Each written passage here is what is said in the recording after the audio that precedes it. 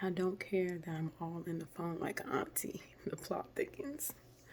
Okay, so yeah, just get used to it. I thought that I was really about to go to sleep. I was like, I did my last message. And so I don't know. I was scrolling in my phone and I embarked on this message that I really refused. I refused to put it out there because I'm the kind of person I'd be like, am I really like, am I being biased? And so I've been struggling with this message because I don't want to be biased. I've been praying to God about this because it's like He showed it to me and I was like, God, I don't know.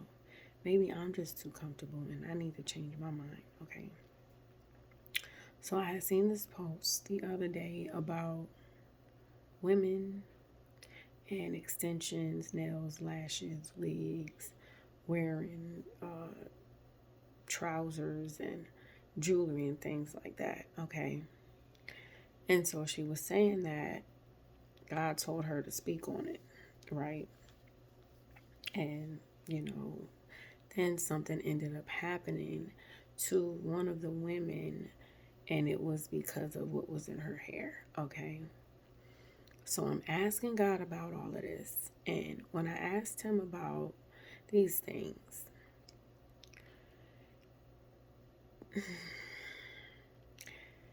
He was saying, okay, I said no jewelry, but He brought me to the Old Testament where Jacob's servant actually, not Jacob, Isaac's servant, sorry, Abraham's servant actually gave Rebecca jewelry. God allowed them to leave Egypt with all of this jewelry. Now, I'm not going to say they did great things with it, but that's that.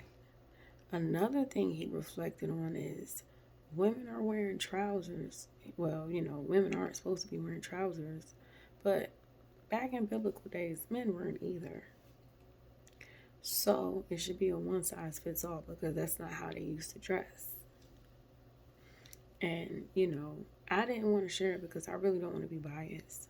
However, the final thing that He revealed to me is,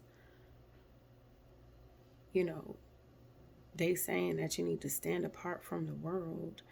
And what if, well, that's not the final thing, but what if people are out here in the world and they dress like this? Does that mean that they are one with God? No. One second. My bad. But, would that mean that they're not, like, that's not standing apart. Being stood apart is not conforming to the patterns of this world. What kind of life are you living? Far too often we see spirituality as an outward appearance kind of thing. And it matters what is on the inside bursting out. Meaning, what kind of light do you carry? That is being set apart from the world. What are your habits like? That is being set apart from the world. And another thing He told me is, if I'm saying this, and this person is on a cell phone, which worldly people have cell phones, social media, and things like that, then wouldn't that contradict it? To which I was like, okay, but I really didn't want to share this because I'm like, God, what if I'm just hearing these things and, I'm being biased about it? And also He said, somebody could have put witchcraft on the person's hair, whatever. But the thing about it is, being set apart from the world does not have anything to do with the way you dress. I know folks like to refer to what Paul said about women, and he's not telling us not to do these things. Of course, you should dress modestly. A woman of God, even a man of God, like, you should not be having your parts out for everybody to see. Especially, like, why would you leave a diamond laying in the street? If everybody can see what you have, then what makes it valuable? That is why we are required to dress modestly. What God wants us to understand is we should not allow these things to make us. These things should not be our identity. It should not be, who we are as people, if that makes sense. Like, there was a time, and I'd be having a struggle with my hair sometimes.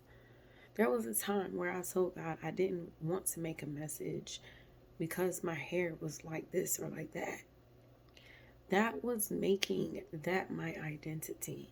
Instead of doing or being the light and allowing my light to speak for me rather than my appearance. Woman of God, you are supposed to be dolled up. Not like dolled up, like caked up, but get cute, because especially if you have a husband. And I think the common thing is we're not supposed to try. You should want to look good, especially if you're in a marriage season. You should want to be presentable. You should also desire to be comfortable.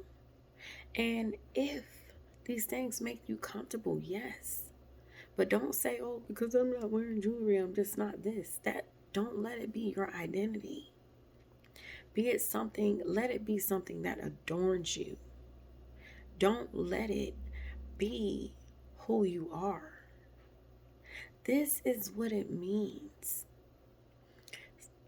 I feel like in today's society, so many people are having conflicting views on how you should be or how you should dress or what you should be having in your hair, on your hair, or whatever.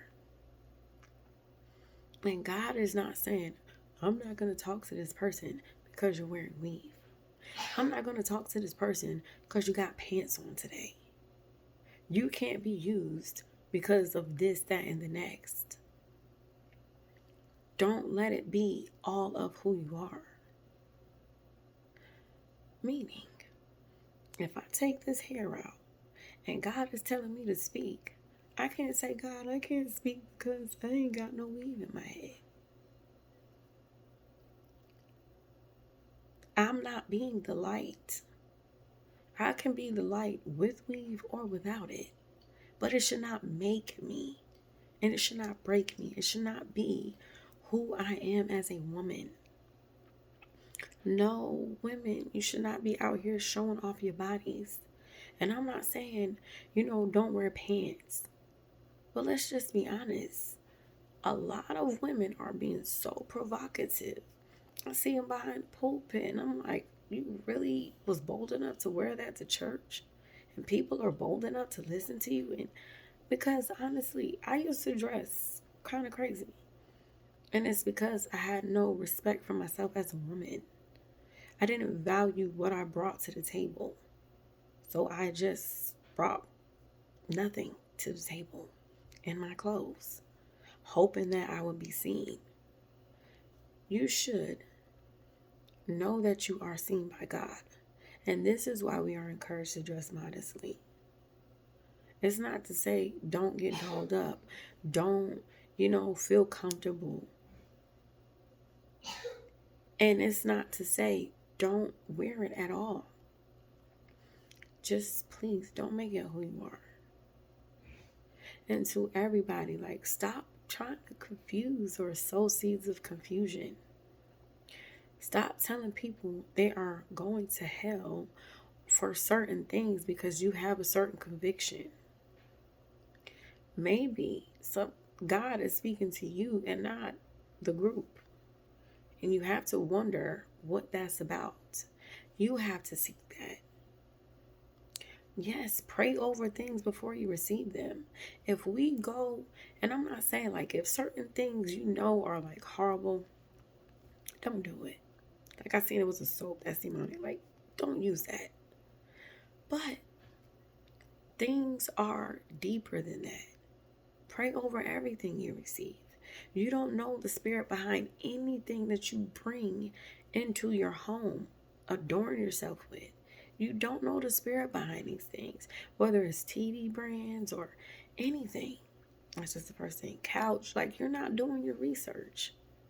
So learn to pray over these things and stop sitting here bringing fear to people because you don't like things, because you don't like the way that they're doing things. And stop stamping God's name on foolishness. If God does not want people to be doing certain things, trust me, He's going to tell them. And my convictions are not your same convictions. God convicted me about eating a certain way. Everybody does not have that conviction. We have to learn that certain things are for certain people. And maybe it was for that particular church, but that doesn't mean that it's global. That doesn't mean that it's for women all across the world. Maybe they had a certain connection, which that's something that I felt so deeply in my heart. Like maybe they had a certain connection to these things, which is why God wanted her to speak that message to them. Every word is not for everybody. And what I mean is, just because God is telling somebody one thing doesn't mean He's telling everyone in a whole. And we have to learn and even seek God for further instruction of why He's asking us to speak this, or if it's something that He wants everybody to know. Sometimes we can be so quick to speak that we don't allow ourselves to rest with God. I say that because I did not want to do this message. I'm like, God, maybe I'm tripping. So I rested with God instead of being so quick to speak even on my own bias, to say, oh yeah, it's cool because I wear it. I'm like, God, maybe I need to be checked. And I allowed Him to deliver through me what He wanted. Sometimes we got to let things sit. Everything is not meant to come out all the time. Sometimes we have to actually be willing to let God confirm to us. And just know that, there's a time for everything. There are certain people that God wants to reach at certain times for His own purposes. Anywho, I pray this bless you. I love you. More importantly, God loves you. Peace.